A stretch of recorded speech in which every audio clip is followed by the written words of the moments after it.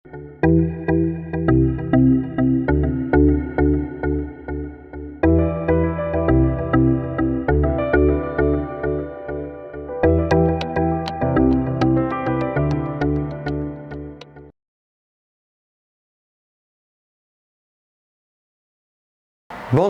bienvenue à l'École nationale de comptabilité et gestion.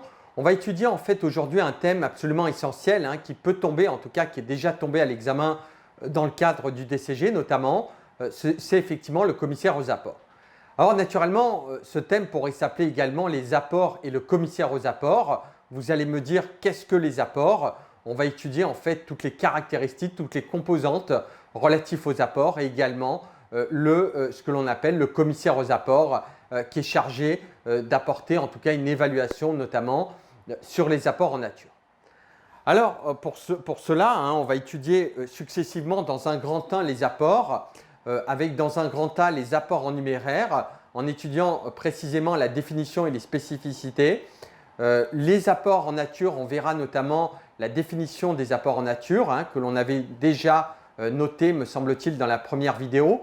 La typologie des apports en nature, que l'on verra avec notamment l'apport en pleine propriété, l'apport en bien commun et l'obligation. Il se peut en effet, qu'il y ait, j'attire votre attention sur le fait qu'il se peut naturellement qu'il y ait un apport en bien commun, c'est-à-dire un apport qui appartient également à l'époux et à son conjoint, auquel cas il y a vraiment des caractéristiques essentielles que le législateur a consacrées au sein même des différents articles. Et on verra également la spécificité du commissaire aux apports.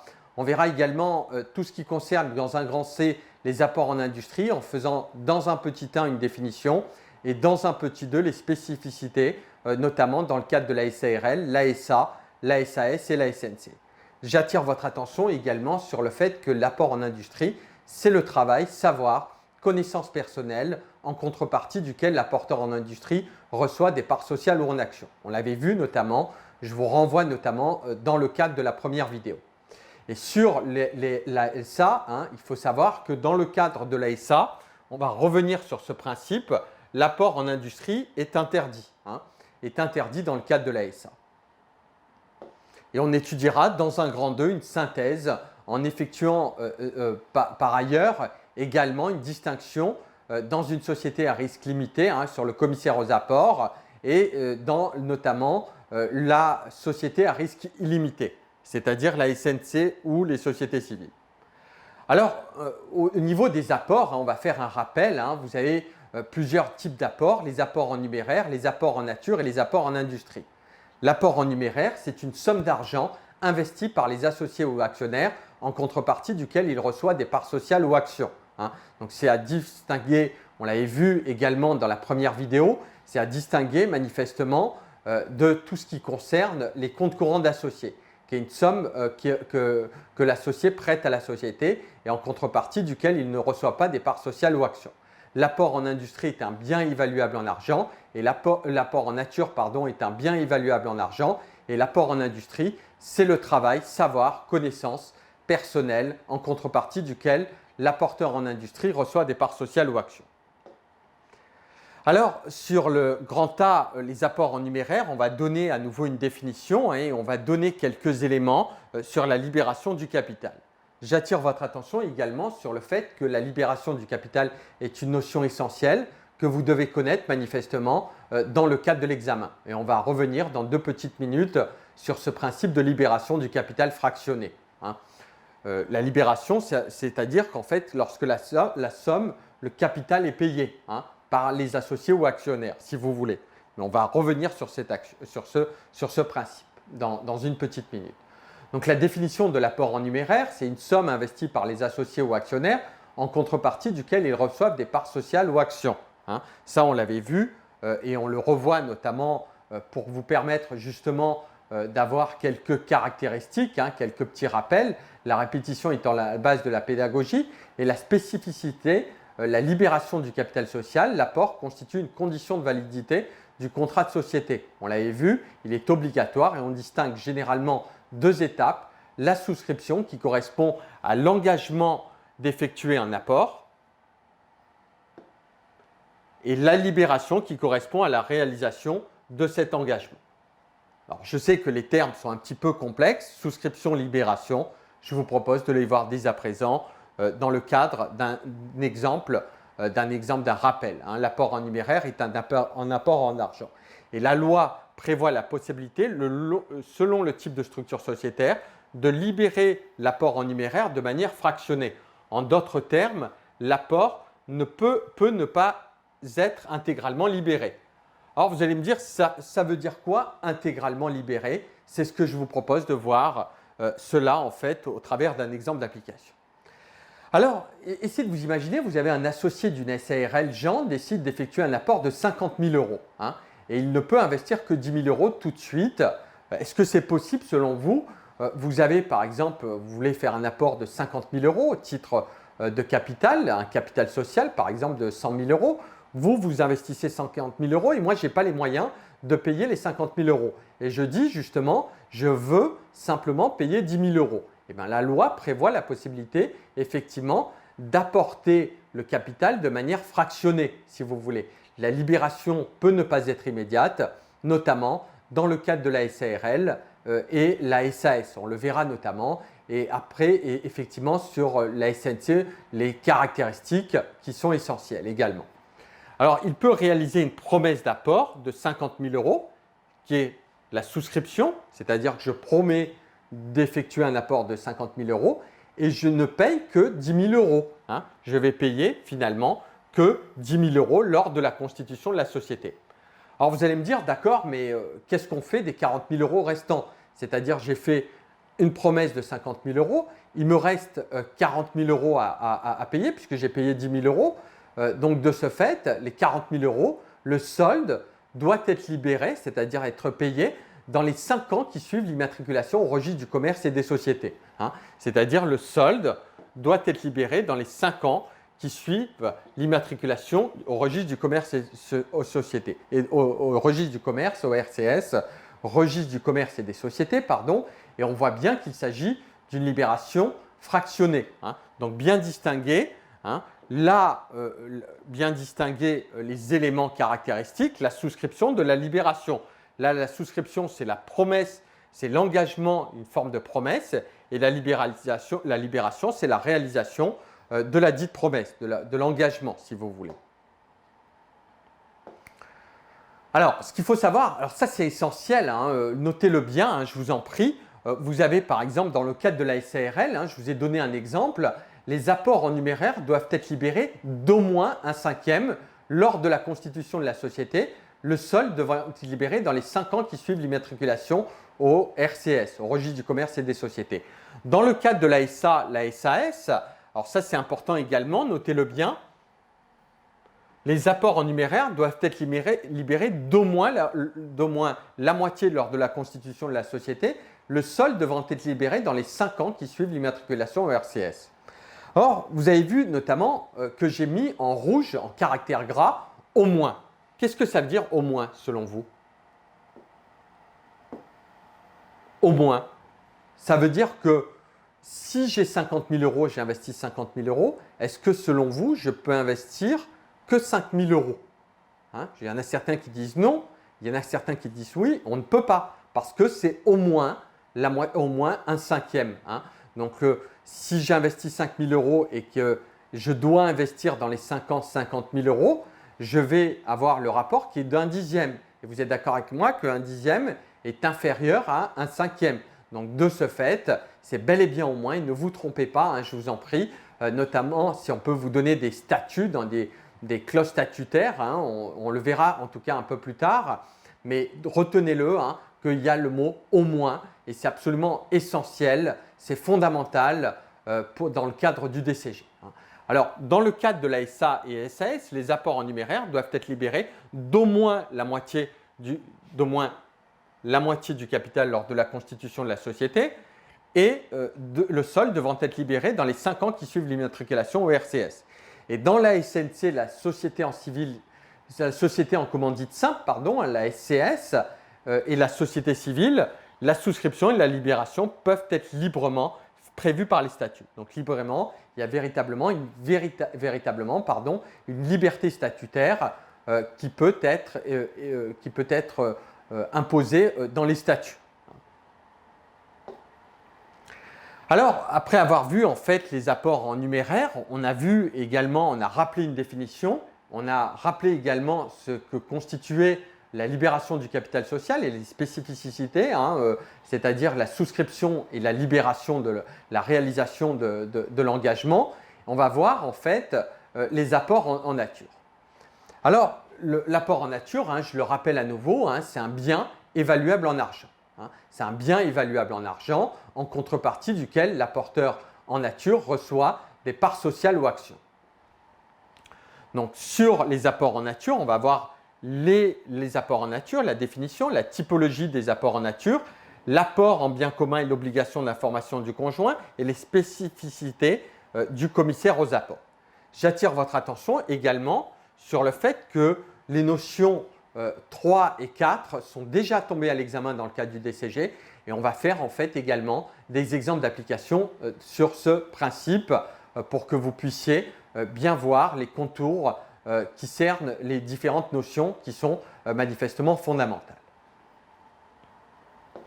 Alors sur la définition, l'apport en nature est un bien évaluable en argent, en contrepartie duquel l'apporteur en nature reçoit des parts sociales ou en actions. La remarque qu'on peut effectuer, c'est que l'apporteur en nature peut effectivement, son évaluation peut poser problème dans la mesure où l'apporteur en nature aurait une tendance à surévaluer, une tendance si vous voulez naturelle, à surévaluer son apport, ce qui pourrait léser les autres associés ainsi que les tiers. Essayez de vous imaginer, vous avez par exemple, j'essaie d'investir un tapis. Je vous fais croire en fait que c'est un tapis, je le mets en société, bon, même si on ne peut pas le faire, mais on va donner quand même cet exemple. J'apporte en nature un tapis et je vous fais croire qu'il est un tapis de collection. Il s'avère que c'est un tapis qui est d'une marque, peut-être réputée ou pas, mais c'est un tapis qui vaut 200 €. Et je vous fais croire que c'est un tapis de collection. Vous êtes d'accord avec moi que le tapis, par exemple, je vous fais croire qu'il vaut 50 000 €. Si je vous fais croire qu'il vaut 50 000 €, vous allez être lésé, vous, dans la répartition des parts sociales, parce qu'il ne vaut pas 50 000 €, mais bel et bien 200 €. Donc, il y a une tendance de l'apporteur en nature à surévaluer son apport, ce qui pourrait ainsi léser non seulement les associés et les autres tiers pour récupérer en fait le capital, notamment les créanciers. Alors, sur la typologie des apports en nature, on distingue 3 types d'apports. L'apport en jouissance, l'apport en pleine propriété et l'apport en usufruit. Vous avez l'apport en jouissance, les apports en pleine propriété et les apports en usufruit. Les apports en jouissance, l'apporteur en nature permet à la société d'utiliser le bien pendant une période déterminée. Donc, c'est une forme toutefois, l'apporteur en nature conserve la propriété du bien. C'est-à-dire qu'on prête le bien pendant un certain temps, si vous voulez. On prête le bien pendant un certain temps, pour une durée par exemple de 2 ans. Par exemple, un local, on le prête pendant 2 ans et en fait, on conserve néanmoins la propriété directement dans ce cadre. Vous avez l'apport en pleine propriété, c'est-à-dire que là, il y a un transfert de propriété qui s'opère. La société devient propriétaire du bien à compter de la jouissance de la personne morale, c'est-à-dire de son immatriculation au RCS. J'attire votre attention sur le fait que l'apport en jouissance est en quelque sorte une sorte de prêt pendant une durée déterminée. Les apports en pleine propriété, on transfère la propriété. Alors, c'est presque assimilable à une vente. Simplement, on reçoit en contrepartie des parts sociales ou actions auprès de la société. Donc, l'apport en jouissance, c'est une forme de prêt. Si vous voulez, c'est assimilable en quelque sorte à un prêt, mais ne notez pas ça dans une copie, notez plutôt cette définition. C'est juste pour que vous compreniez le principe. Les apports en pleine propriété, la société devient propriétaire. C'est la société qui devient propriétaire. Il y a un véritable transfert de propriété. Et les apports en usufruit, il y a un véritable démembrement de la propriété. Alors, vous allez me dire, c'est quoi les apports en usufruit? C'est ce que je vous propose de voir dès à présent dans le cadre général de ce cours. Alors, les apports en jouissance, c'est un bien dont l'associé reste propriétaire qui est néanmoins mis à la disposition de la société pendant un délai déterminé. Ça peut être un matériel industriel, un photocopieur, un four à pizza, pourquoi pas, ou un local commercial, par exemple, hein. La liste n'étant pas naturellement exhaustive, hein. Elle n'est pas complète, mais si vous voulez, c'est un bien de manière générale, un bien dont l'associé reste propriétaire, qui est néanmoins mis à la disposition de la société pendant un délai déterminé. Donc ça ne pose pas de problème. Alors, c'est quoi un apport en pleine propriété? L'apporteur en nature reçoit des parts sociales ou actions en contrepartie duquel il apporte à la société d'un bien qu'il apporte à la société, dont celle-ci devient propriétaire. C'est-à-dire que l'associé, l'apport en pleine propriété, comme son nom l'indique, c'est la société qui devient propriétaire du bien que l'associé en question, que l'apporteur en nature apporte à la société, hein. Si vous voulez, en d'autres termes, l'apporteur en nature effectue un apport et transmet directement la propriété du bien à la société, à la dite société. Il s'agit en quelque sorte d'une vente d'un bien effectué par l'apporteur en nature à la société. Ce transfert de propriété devient effectif à compter de l'immatriculation de la société au registre du commerce et des sociétés. Donc ça ne pose pas de problème. Retenez que l'apport en jouissance, c'est un prêt pendant une durée déterminée, hein. Les apports en pleine propriété, il y a un transfert effectif de la propriété, c'est-à-dire une forme de vente, si vous voulez, c'est assimilable à une forme de vente. Et la remarque qu'on peut effectuer, c'est dès lors que le bien est soumis à la législation afférente, il y a en fait une garantie d'éviction et l'apporteur en nature supporte une garantie de vice caché. Alors vous allez me dire, c'est quoi une garantie de vice caché, hein? C'est simplement s'il y a un vice caché qui rend la chose impropre à l'usage, hein. En droit, c'est ce qu'on appelle il devient en fait impropre, le bien devient impropre à l'usage, hein. Et les apports en usufruit, hein, comme son nom l'indique, ça vient du mot usus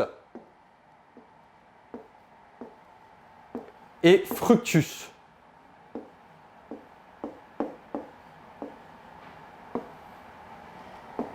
Alors, comme son nom l'indique, le mot usus vient du mot user, hein. User de la chose, c'est le droit d'user de la chose.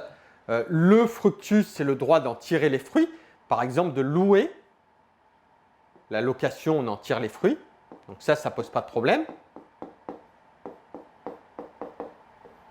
Par exemple, mettons, essayez de vous imaginer, j'ai un appartement, hein. Vous avez l'usus, donc vous pouvez l'utiliser vous-même.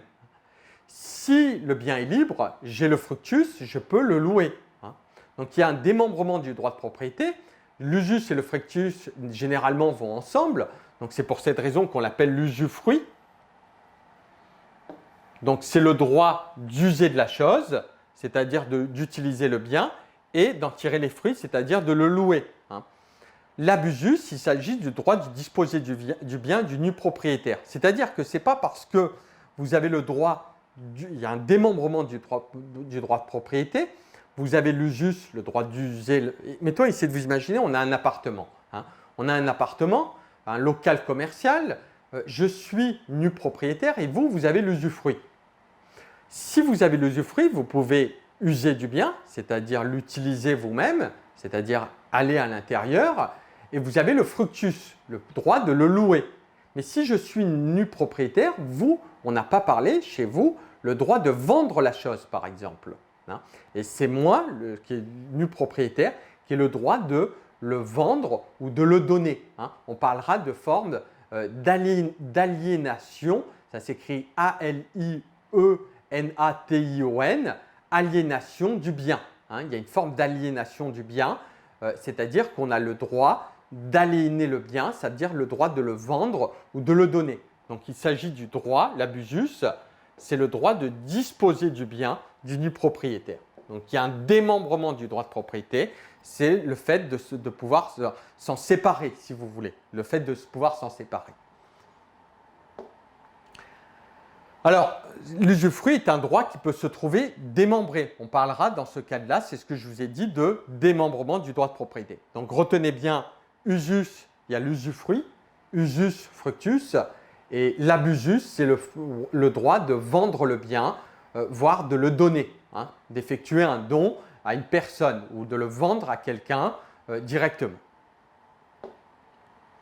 Alors sur la synthèse, hein, l'apport en jouissance, l'apport en nature reste propriétaire du bien qu'il met temporairement à la disposition de la société. L'apport en pleine propriété sur la synthèse, l'apporteur en nature transfère la propriété du bien à la société. Ce transfert s'opère au jour de l'immatriculation au RCS. Et l'apport en usufruit, je ne vais pas revenir à nouveau dessus, hein.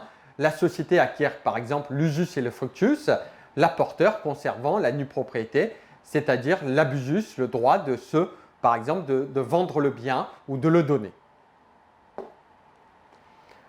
Alors, on a vu également les apports en nature, on a vu la typologie des apports en nature. Je vous propose de voir l'apport d'un bien commun, qui est en fait véritablement une notion essentielle, qui est tombée, me semble-t-il, en 2016 dans le cadre du DCG. Et je vous propose de faire dès à présent, de voir les notions qui contournent ce principe en tout cas, et également de faire également des cas pratiques. Hein. Alors, l'apport d'un bien commun, c'est une obligation de formation du conjoint. Alors, sur les apports effectués par le conjoint, il existe des biens. Hein. Il y a des biens qui sont propres, qui m'appartiennent. Mettons, essayez de vous imaginer, vous avez votre conjoint. Hein. Vous avez votre conjoint. Et votre conjoint, vous êtes marié, hein, vous êtes sous le régime d'une communauté, en tout cas d'intérêt, et il se peut naturellement que vous ayez des biens qui vous appartiennent, par exemple, avant le mariage. Si ce sont des biens, c'est globalement comme ça que ça se passe, ce n'est pas toujours comme ça, on le verra notamment, mais si vous avez des biens qui vous sont propres, qui vous appartiennent à vous, vous êtes d'accord avec moi que vous pouvez apporter le bien à la société. Mais si vous avez un bien qui est en commun, vous êtes d'accord avec moi que ça pose problème parce que votre époux peut éventuellement ne pas être d'accord sur ce bien, mais on va voir que l'accord n'est pas requis dans ce cadre. Le consentement de l'époux n'est pas requis, retenez-le, le consentement de l'époux n'est pas requis dans ce cadre et au contraire, c'est l'époux qui peut demander la nullité s'il y a eu un manquement à l'obligation d'information. On va voir notamment dans le cadre général de secours. Je vous rassure, hein, si vous ne suivez pas, on va le voir en tout cas très précisément. Alors, vous avez des biens en propre et des biens en commun hein, que vous avez en fait avec votre conjoint. Et sur les biens propres, c'est un bien qui appartient initialement à l'apporteur en nature. Parce que généralement, c'est un apporteur en nature. Ça peut également être un apporteur un apport en numéraire, un bien propre, et bien qui appartient initialement à l'apporteur en nature ou en numéraire et à son conjoint. Donc, bien qui appartient à l'apporteur, plutôt retenez, et à son conjoint. Vous êtes d'accord avec moi que si vous apportez un bien à l'apporteur, hein, l'apporteur apporte un bien, son conjoint peut ne pas être forcément d'accord sur ce principe. On va voir qu'il peut demander la nullité de l'apport. Mais en tout cas, il n'y a pas de consentement, hein, il y a une obligation d'information, retenez-le. Et le bien propre, ça ne pose pas de problème. Alors, ça ne pose pas de problème à l'exception du fait, tiré du fait que le principe est le suivant, liberté d'apporter un bien détenu à titre personnel. Il ne peut toutefois pas effectuer un apport mobilier qui compose le logement familial. Hein. Donc, il y a une exception à ce principe pour les biens propres. Hein. Essayez de vous imaginer, vous avez par exemple, alors ça va vous faire sourire, vous avez votre conjoint ou votre conjointe et vous dites tiens, j'ai pas assez d'argent, je vais apporter le lit directement à la société. Bon, ce qui n'est pas possible, mais on va raisonner par l'absurde. Vous apportez le lit de votre conjoint le soir quand elle va rentrer chez elle, votre conjointe, elle ne va pas être très contente, elle va se dire il n'y a plus de lit. Ah oui, mais je les ai apportés, chérie, je les ai apportés directement à la société. Vous êtes d'accord avec moi que c'est quand même problématique et pour éviter justement qu'il y ait des conflictualités au sein du couple conjugal, il n'en demeure pas moins qu'il ne peut toutefois pas effectuer un apport mobilier qui compose le logement familial. Donc pas d'apport mobilier, pas de lit malheureusement ou en tout cas heureusement. Alors, donc, liberté pour les biens propres, il y a une liberté d'apporter un bien détenu à titre personnel. Et néanmoins, il y a une exception, un tempérament. On ne peut pas apporter un apport mobilier qui compose le logement familial. Alors, sur les régimes de communauté, je vous en fais état directement, essayez de les regarder. De toute façon, je ne pense pas qu'on puisse vous demander, on vous guide énormément dans le cadre du DCG, mais notez-le hein, directement. Communauté réduite aux acquets, tous les biens acquis après le mariage sont des biens communs, si vous avez le régime légal. Communauté universelle, tous les biens acquis avant ou après le mariage sont des biens communs, notez-le. Et régime de séparation de biens, notez-le, à la limite quitte à me mettre en pause. Mais de toute façon, je ne pense pas qu'on aille vous chercher. En fait, on va vous guider dans le sujet. Et on va faire en fait le principe des apports en biens communs. Alors, le principe, c'est qu'une personne mariée peut en principe être associée d'une société. Ça ne pose pas de problème. Et en cas d'apport en commun, notamment dans une SARL, qu'est-ce que devra faire? Qu'est-ce qu'on a dit? J'ai un bien commun. On a un bien commun. Alors, vous avez votre conjoint et votre conjointe, ou vice-versa, et vous avez un bien commun.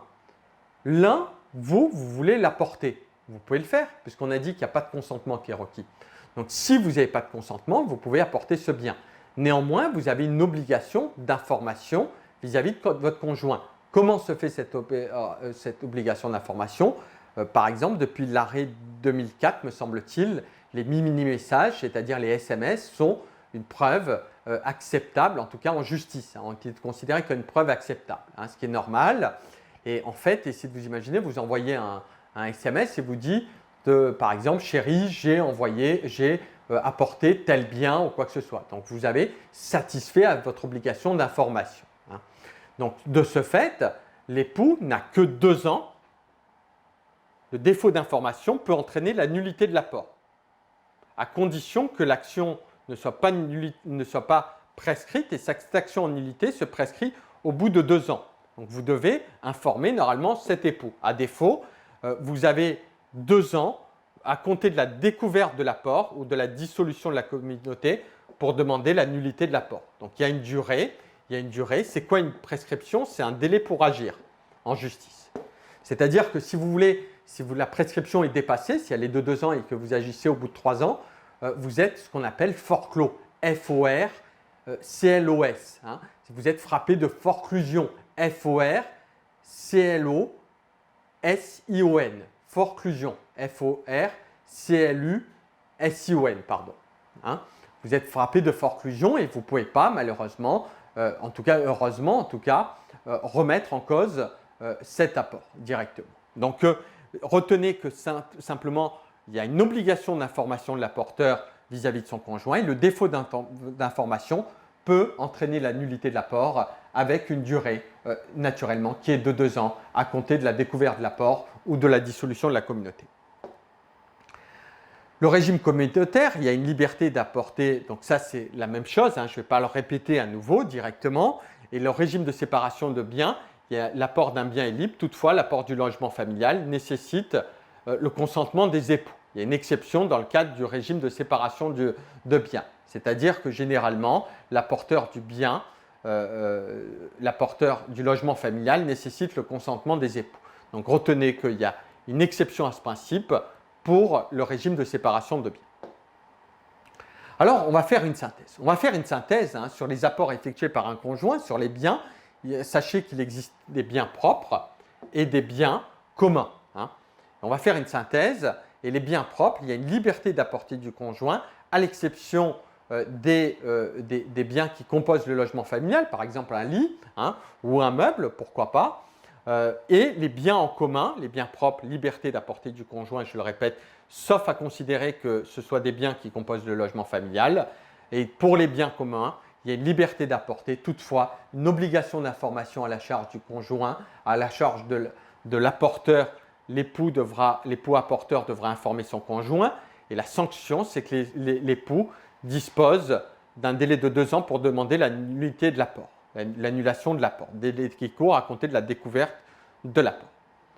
On va faire un cas pratique qui est tombé en fait en DCG, dans le cadre du DCG, la SARL Bioskin fabrique de manière artisanale des savons, huiles et laits corporels.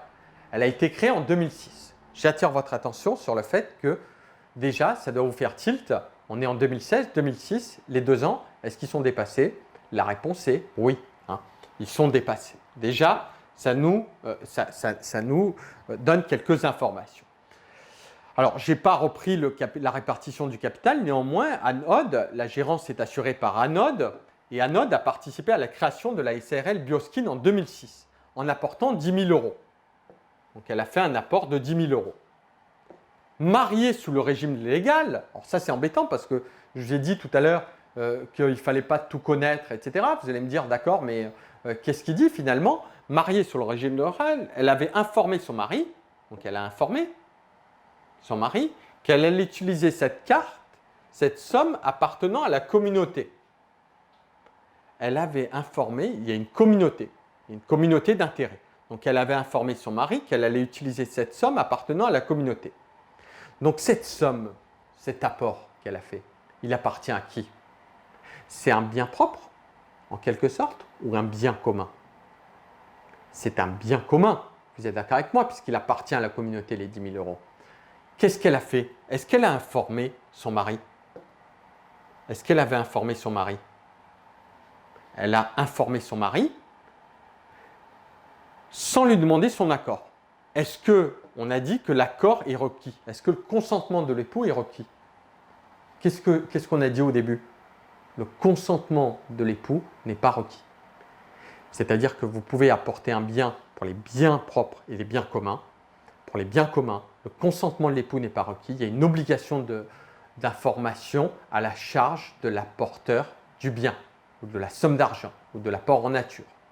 Donc de ce fait, sans lui demander son accord, celui-ci n'avait pas exercé son droit de revendication d'épargne, il n'avait pas non plus renoncé à la qualité de sa associé. Aujourd'hui, Anne-Aude est en instance de divorce.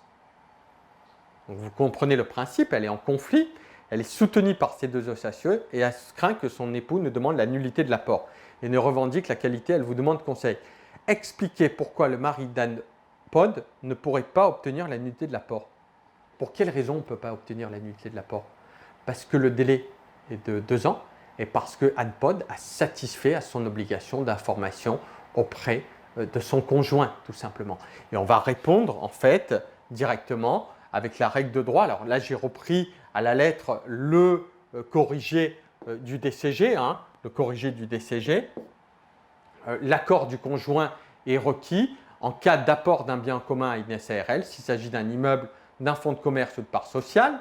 Le conjoint doit être informé, ça retenez surtout cela, en cas d'apport d'un autre bien commun, et il faut justifier de cette information dans l'acte d'apport. À défaut, le conjoint doit être informé. Obligation d'information, vous devez noter à la charge de l'apporteur.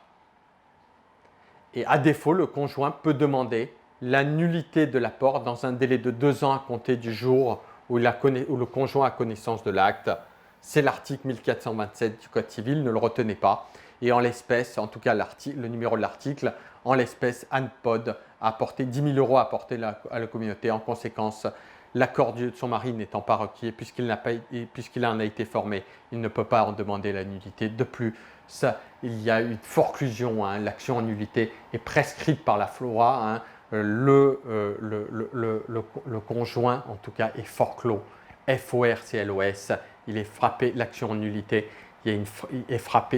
l'action est frappée de forclusion, FORCLUSION. Donc, c'est-à-dire que l'action en nullité est prescrite par la loi. Vous voyez, c'est directement comme ça. Voilà. Alors, j'espère que vous avez compris, apport en nature, bien commun, bien propre. Vous recensez dans le cas pratique directement si c'est un bien commun ou un bien propre. Dans le cas d'un bien propre, liberté d'apporter du conjoint. Il y a des exceptions aux logements qui composent le logement familial, aux éléments qui composent le logement familial, par exemple un lit. Et naturellement, sur les biens communs, obligation d'information de l'apporteur du bien, de l'apporteur en tout cas, à la charge, qu'il y a une obligation d'information. Et en cas de manquement à cette obligation d'information, le conjoint peut demander la nullité de l'apport à condition qu'il agisse dans un délai de 2 ans. Et ce délai court à compter de la découverte de l'apport. Voilà. On va faire les spécificités du commissaire aux apports, les différentes spécificités. Et on va voir notamment que l'apporteur en nature aurait une tendance à surévaluer l'apport qu'il a effectué. Ça, on l'avait vu, soit afin de disposer de plus de parts sociales. C'est pour cette raison que la loi impose, dans certains cas, l'intervention d'un commissaire, qui est généralement un commissaire aux comptes, retenez-le juste à titre accessoire, mais qui s'appelle en fait un commissaire aux apports, qui est notamment pour la SA, la société en commandite par action, et dans la SARL et la SAS, sauf exception pour ces dernières. C'est-à-dire qu'il y a obligation de faire intervenir un commissaire aux apports pour différents types de structures sociétaires, SARL, y compris SARL et SAS, et on va voir notamment dans le cadre de la SARL et la SAS qu'il y a en fait manifestement des exceptions à ce principe. Des exceptions à ce principe à condition que les associés doivent être à l'unanimité. Alors, sur l'évaluation des apports en nature, dans les sociétés à risque illimité, l'évaluation s'effectue de manière libre, c'est-à-dire qu'est-ce qu'on avait comme société à risque illimité? Par exemple, la SNC, vous êtes d'accord avec moi? Je vous ramène vers le premier cours vidéo. La SNC, l'évaluation s'effectue de manière libre par les associés ou par un commissaire aux apports. Et dans les sociétés à risque limité, il y a obligation de faire intervenir un commissaire aux apports, sauf exception. Donc, quels sont les types de structures à société limitée? Vous avez la SARL, la SA et également la SAS.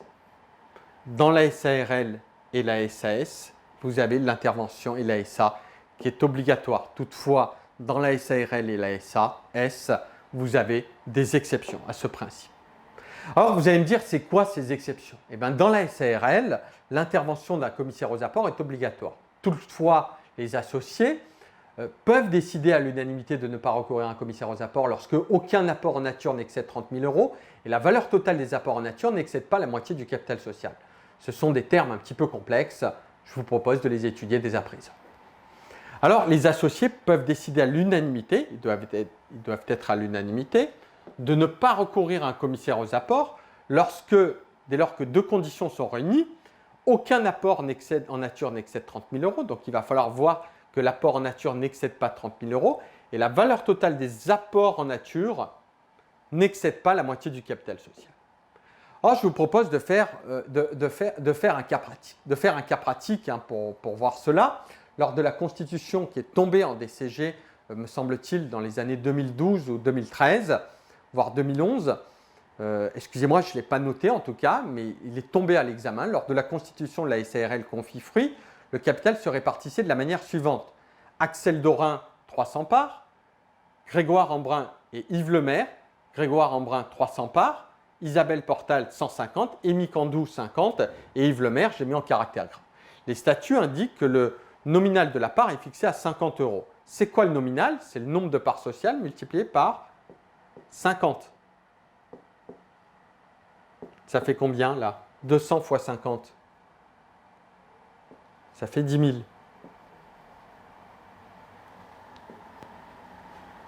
Pardon.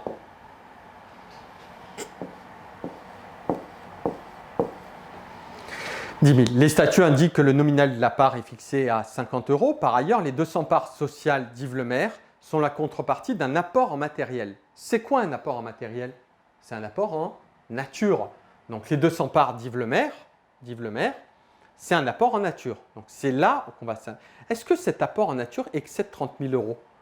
Les associés peuvent décider à l'unanimité de ne pas recourir à un commissaire aux apports lorsque deux conditions sont réunies, simultanées, deux conditions. Aucun apport en nature n'excède 30 000 €. Est-ce qu'il excède 30 000 €? Non, c'est 10 000 €.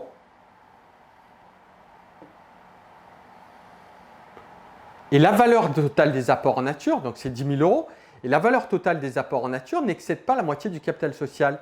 Il est de combien le capital social? Il est de combien? Eh bien, il est de 300 plus 600, 800, 900, 1000.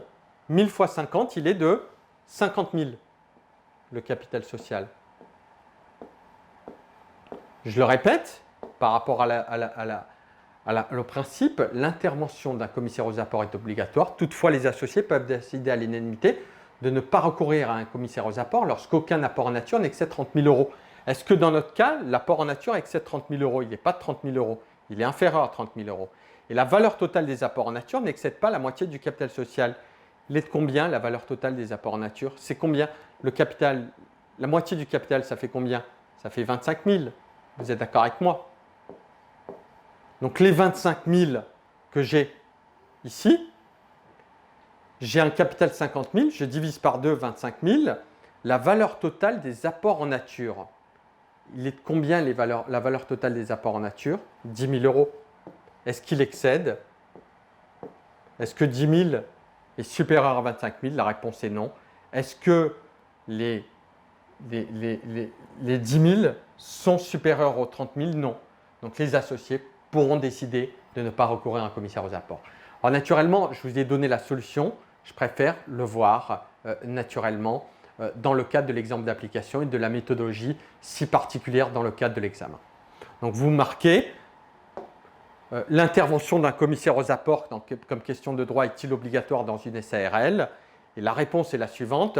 Lors de la constitution de la SARL, en cas d'apport en nature, le recours à un commissaire aux apports est obligatoire. Toutefois, les associés peuvent décider à l'unanimité de ne pas recourir à un commissaire aux apports lorsque deux conditions simultanées se trouvent réunies.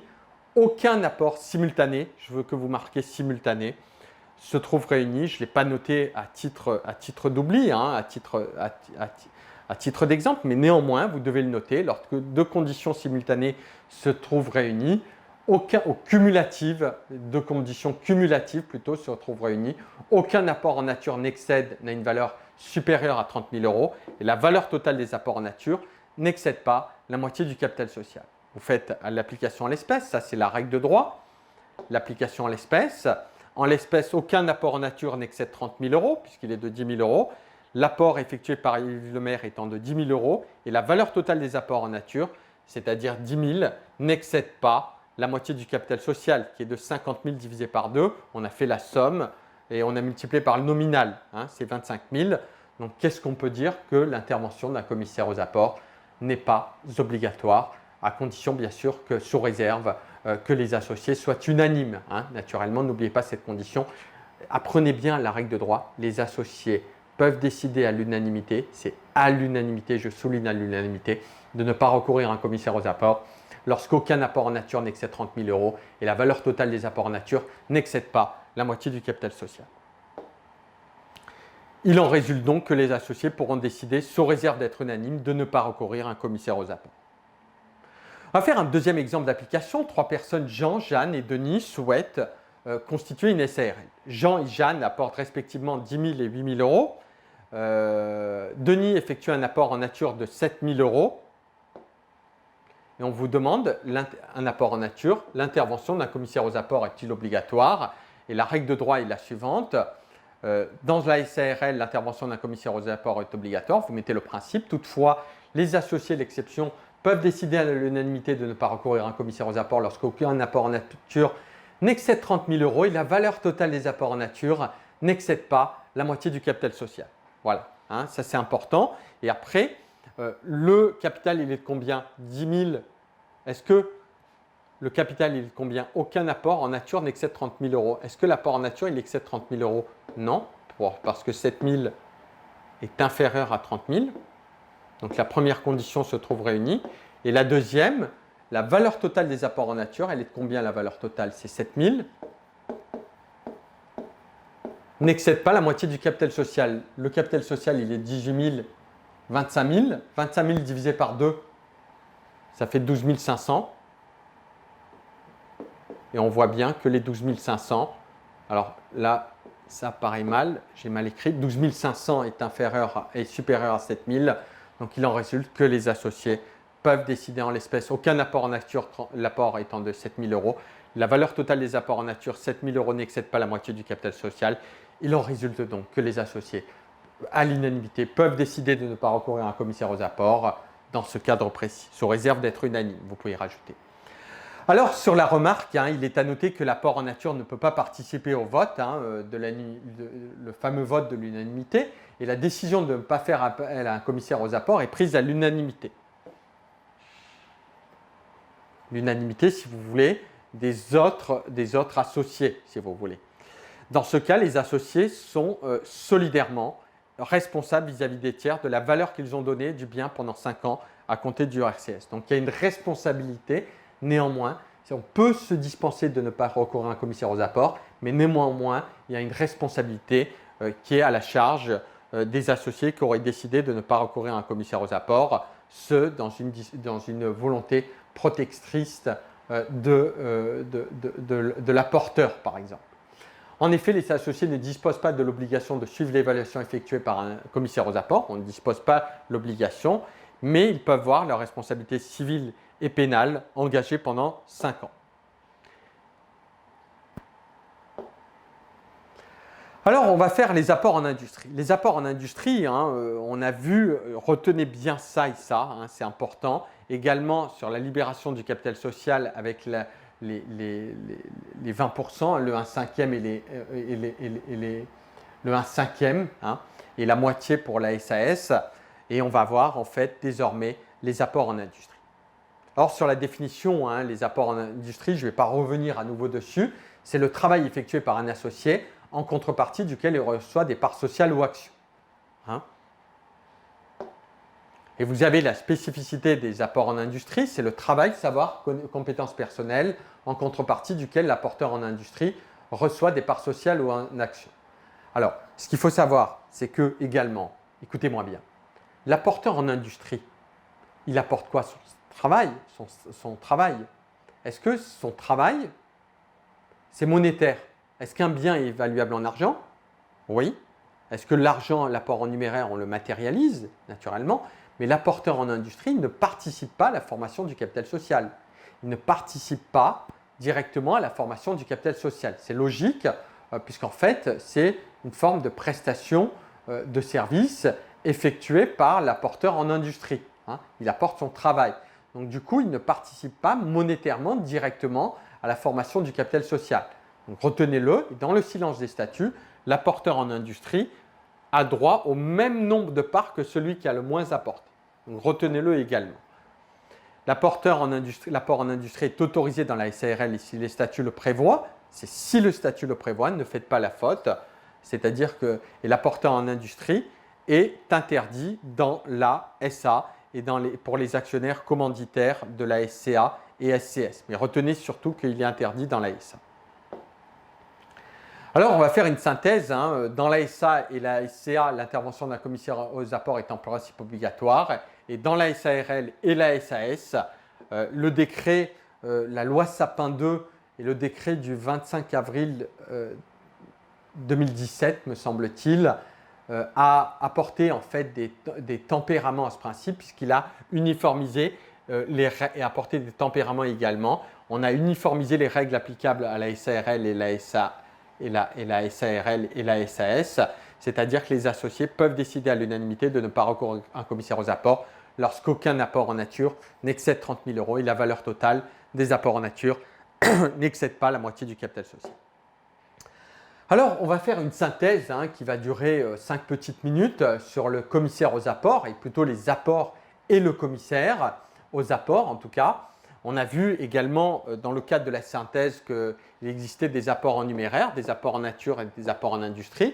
On a vu également la spécificité des apports en nature avec l'apport du conjoint et les spécificités des apports en nature, le commissaire aux apports. Je ne vais pas répéter à nouveau, somme d'argent, définition, bien évaluable en argent pour l'apporteur en nature et l'apporteur en industrie apporte ses compétences, son savoir-faire et ses connaissances personnelles qu'il met au profit de la société. Et dans le cadre des apports en numéraire, la libération peut s'effectuer de manière fractionnée, c'est-à-dire qu'on peut payer, pas intégralement, mais de manière fractionnée, mais avec l'histoire des 1/5 des 1/5 et de la moitié. Donc dans la SARL, ce qu'il faut retenir, c'est que les apports en numéraire doivent être libérés d'au moins 1/5 lors de la constitution de la société, le solde devant être libéré dans les 5 ans qui suivent l'immatriculation au RCS. Et dans la SA et la SAS, les apports en numéraire doivent être libérés d'au moins, retenez bien le mot, au moins la moitié lors de la constitution de la société, le solde devant être libéré dans les 5 ans qui suivent l'immatriculation au RCS et dans la SNC notamment. Vous devez retenir que la souscription et la libération peuvent être librement fixées dans les statuts. On avait vu également que l'apport en jouissance, l'apporteur en nature reste propriétaire du bien qu'il met temporairement pour une durée déterminée à la disposition de la société. L'apport en pleine propriété, c'est un transfert de propriété. D'accord, retenez-le bien, hein, regardez également les écrits. Et l'apport en usufruit, hein, il y a un démembrement du droit de propriété, c'est-à-dire que la société acquiert l'usus, le droit d'user de la chose, et le fructus, le droit d'en tirer les fruits, par exemple de louer, l'apporteur conservant la liberté en fait de vendre et de donner. Et sur les apports effectués par un conjoint, vous avez plusieurs biens, les biens propres, les biens communs. Il s'agit de faire la distinction, notamment, j'attire votre attention dans un cas pratique, systématiquement. Si tombe cette question à l'examen, vous devez savoir ce que c'est, si c'est un bien propre, un bien commun. Généralement, ce sera un bien commun et il viendra vous chercher sans doute sur la prescription qui est de 2 ans à compter de la découverte de l'apport. Dans les biens propres, liberté d'apporter du conjoint de manière globale. Exception les biens qui composent le logement familial, par exemple, retenez le lit que l'on ne peut pas apporter dans une société, les biens qui composent le logement familial, les biens, j'irais dire, mobiliers qui composent le logement familial, et le bien commun, liberté d'apporter. Toutefois, l'époux devra informer son conjoint en cas d'apport dans une SNC, une SARL et une SCS. Et l'époux dispose d'un délai de 2 ans pour demander l'annulation de l'apport. À défaut, il pourra demander l'annulation naturellement de l'apport. Et la synthèse sur les apports en industrie, travail, savoir-faire, compétences personnelles, en contrepartie duquel les apporteurs reçoivent des parts sociales ou actions. Et dans le silence des statuts, l'apporteur en industrie a droit au même nombre de parts que celui qui a la moins apportée. Et retenez surtout que l'apport en industrie, ne faites pas l'erreur, je vous en prie, est autorisé dans la SARL si seulement si les statuts le prévoient. Normalement, il n'est pas autorisé, mais il est autorisé si les statuts le prévoient. Les statuts doivent le prévoir rigoureusement. Et l'apport en industrie est interdit dans le cadre de la SA. Et on avait vu également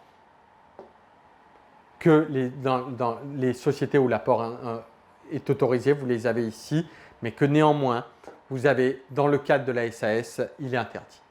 On avait donné une définition, je ne vais pas revenir à nouveau dessus, notez-le, quitte à me mettre en pause, notez en tout cas ces éléments. Et en cas d'apport en commun, par exemple, notamment dans une SARL, l'apporteur devra informer son conjoint. Le défaut d'information peut entraîner la nullité de l'apport à condition que l'action en nullité ne soit pas prescrite par la loi, étant entendu que cette action en nullité se prescrit au bout de 2 ans. Voilà, j'ai plus de voix et le commissaire aux apports, en fait, il faut savoir que le commissaire aux apports va être chargé d'évaluer l'apport en nature et que dans une société à risque illimité, pour une SNC, l'évaluation se fait de manière libre, donc il n'y a pas de souci. Et dans les sociétés à risque limité, notamment la SARL et qu'est-ce qu'on avait dit? La SAS,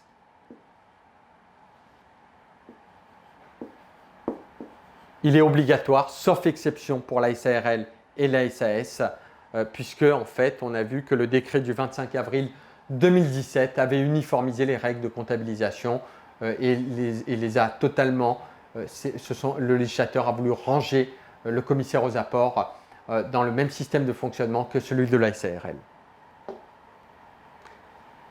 Et retenez surtout cela, c'est important parce que ça peut tomber dans le cadre d'un cas pratique et également dans la SA qu'il est obligatoire en principe et dans les sociétés en commandite par action. Voilà, c'est bel et bien le décret du 25 avril 2017. Désormais, dans la SAS, le point d'actualité, c'est que l'intervention d'un commissaire aux apports est obligatoire. Toutefois, retenez que les associés peuvent décider à l'unanimité de ne pas recourir à un commissaire aux apports lorsque aucun apport en nature n'excède 30 000 €. La valeur totale des apports en nature n'excède pas la moitié du capital social. Notez-le bien, il y a eu une uniformisation des règles applicables aux SARL et aux SAS, uniquement en tout cas dans le cadre du commissaire aux apports. Voilà, j'espère en tout cas que le cours aura été assez clair, assez profitable. Je tenais en tout cas à vous remercier immensément d'avoir écouté, d'être allé en tout cas jusqu'au bout de ce cours. Je vous remercie immensément de votre attention. N'hésitez pas à mettre des pouces vers le haut dans la mesure de votre possible si naturellement ce cours qui aura été en fait relativement long vous a plu. Je vous remercie en tout cas immensément de votre attention, de votre écoute et je vous dis à une prochaine vidéo à l'École nationale de comptabilité et gestion. Merci, à très bientôt, au revoir.